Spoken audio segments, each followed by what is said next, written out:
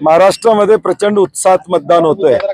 अगदी चांद्यापासून बांद्यापर्यंत या सरकारला घरी बसवायचं आणि नवं विश्वासाचं महाविकास आघाडी सरकार आणायचा निर्धार महाराष्ट्रातल्या तमाम जनतेने त्या ठिकाणी घेतलेला आहे। मराठा समाजावर आंदोलनावर झालेला लाठीमार आणि अनेक विषय आहेत या राज्यात। छत्रपती शिवाजी महाराजांच्या पुतळ्याचा झालेला अवमान असेल, बदलापूरची घटना असेल, वाढलेली महागाई असेल, या सगळ्या गोष्टी नजरेत ठेवून निश्चितपणे महाराष्ट्रातली 13 कोटी जनता महाविकास आघाडीला मॅन्डेट देईल अशी आम्हाला खात्री आहे।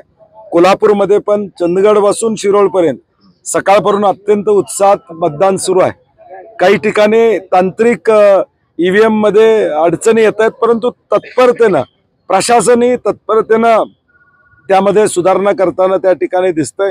काही किरकोळ तक्रारी येतात, परंतु ताबडतोब त्यामध्ये सुधारणा करण्याची भूमिका प्रशासनाने घेतलेली आहे आणि आम्हाला खात्री आहे की या राज्यातली जनता हे महाविकास आघाडीला मॅन्डेट देईल आणि महाविकास आघाडीचं सरकार येईल। पैसे वाटल्याचा प्रकार कशा प्रकारे मात्र साफ इन्कार केलेला आहे। नाही, हे सरकार खोकेवाला सरकार आहे हे महाराष्ट्राला माहित आहे। पैशाच्या ताकदीवर मतं घेण्याचा प्रयत्न हे सरकार करतंय हे आता महाराष्ट्रातल्या तमाम जनतेला माहित आहे। परंतु हे पैसे देऊन उद्याची महागाई अंगावर घ्यायची का, उद्याची बेरोजगारी अंगावर घ्यायची का, हा जनतेनं निर्णय घेतलेला आहे की हे करणार नाही।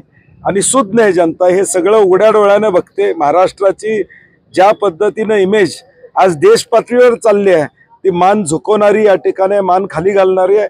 आणि म्हणून ह्या सगळ्या गोष्टी बाजूला सारून महाविकास आघाडीलाच लोक मतदान करतील अशी आम्हाला खात्री आहे। राज्यामध्ये काय चित्र वाटतं तुम्हाला? ज्या पद्धतीने प्रचाराचे मुद्दे होते, आरोप प्रत्यारोप झाले, धर्म त्याबरोबर गॅरंटी, हे सगळे मुद्दे आले, महत्वाचे काय मुद्दे वाटतात तुम्हाला?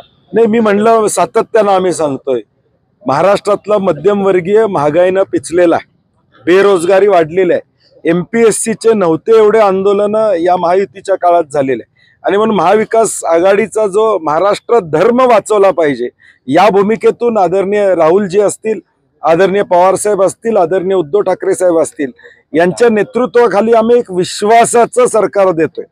अविश्वासाचं वातावरण या महाराष्ट्रामध्ये निर्माण झालेलं आहे। आमदारच पळून जायला लागले, पक्ष फुटायला लागले, विश्वास ठेवायचा कोणावर असं सामान्य जनतेला वाटतंय आणि म्हणून विश्वासाचं सरकार आम्ही देणार आहे आणि हाच नरेटिव्ह महाराष्ट्रामध्ये आता गेलेला आहे। गेल्या 2 दिवसापासून गाड्यांची तोडफोड होते, सुप्रिया सुळे आणि नाना पटोले यांच्या ऑडिओ क्लिप आहेत त्या बाहेर काढल्या, नेमकं काय वाटतं? मला वाटतं हे एक षडयंत्राचा भाग आहे, कारण की काल जी घटना विरारमध्ये घडली त्याचा उतारा म्हणून ताबडतोब काहीतरी काढायचं आणि मग ती बातमी किल करायचा प्रयत्न करायचा, परंतु सत्य लोकांना माहित आहे आणि म्हणून सुप्रियाताईंनी त्याचा खुलासा केलेला आहे, नाना पटोलेंनी त्याचा खुलासा केलेला आहे। हे षडयंत्र आहे आणि हे फक्त निवडणुकीचे केलेला स्टंट आहे। महाराष्ट्रातली जनता असल्या चुकीच्या गोष्टींना भुलणार नाही। जे टीव्हीवर बघितलेलं आहे विरार मधलं ते सत्य लोकांच्या समोर आहे। कोल्हापूर जिल्ह्यात काय परिस्थिती दिसते? नाही, मी म्हटलं जसं कोल्हापूर जिल्ह्यात देखील महाविकास आघाडीला प्रचंड मॅन्डेट त्या ठिकाणी, कारण की गेल्या 2.5-3 वर्षामध्ये टक्केवारीचे प्रतिनिधी या कोल्हापूरमध्ये टक्केवारीच्या माध्यमातून या कोल्हापूरला बदनाम करण्याचा प्रयत्न केलेला आहे आणि आम्ही कोल्हापूरच्या विकासाचं विजन घेऊन पुढे जात आहोत।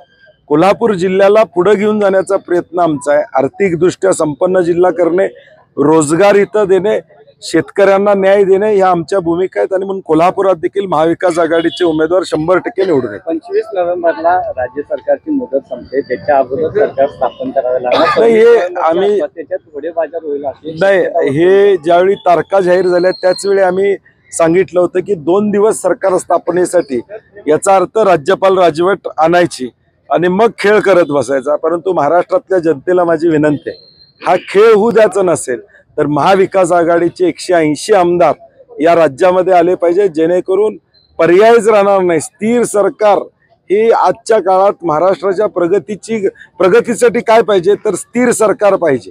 हे असलं चुकीचं सरकार, फोडाफोडीचं सरकार नको आणि म्हणून राज्यपाल 26 तारखेनंतर आम्हाला तशी वेळ येणार नाही, कारण की मॅक्झिमम जागा आमच्या येतील आणि राज्यपालांना आम्हालाच बोलवावं लागेल। जिल्ह्यात 10च्या 10 जागा मुख्यमंत्री होतील अशा पद्धतीने पुन्हा भाजपचे नेते मला वाटतं अमित शहानी परवा स्टेटमेंट केलेलं आहे, काय होणार काय नाही होणार तशी वेळ त्यांच्यावर येणार नाही. ते दिवास्वप्न आहे त्यांचं.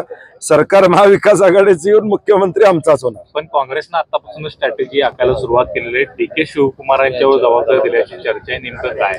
नाही, शेवटी निकाल लागल्यानंतर त्वरित पावलं उचलणं हे प्रत्येक पक्ष करत असतो. सत्ता स्थापनेसाठी ज्या ज्या गोष्टी कराव्या लागतील त्या करण्याची भूमिका तिन्ही पक्षाची असेल. सतेज पाटलांचं प्रिडक्शन काय आहे? फिगर काय सांगते? नाही, मी म्हणलं तसं महाराष्ट्रामध्ये 180 जागा या निश्चितपणे महाविकास आघाडीच्या येतील.